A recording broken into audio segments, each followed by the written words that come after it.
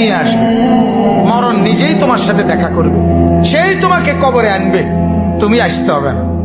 হাদিসের মধ্যে আছে, আল্লাহর নবী সাল্লাল্লাহু আলাইহি ওয়াসাল্লাম হাদিসে ইরশাদ করেছেন, প্রত্যেকটা নাফরমানের লাশ যখন খাটের মধ্যে করে কাঁধে তোলে, মানে কবরস্থানে নেওয়ার জন্য যখন লাশ খাটের মধ্যে কাঁধে তুলে নেয়, তখন এই পরিমাণ চিৎকার করে ওই নাফরমান লাশের খাটের মধ্যে।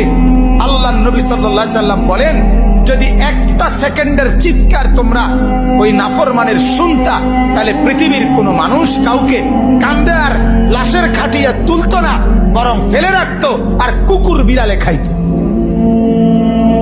এরা শুধু চিৎকার করে নাফরমান বলে, আল্লাহর দোহাই আমার স্বজনরা আমার ওইদিকে নিও না।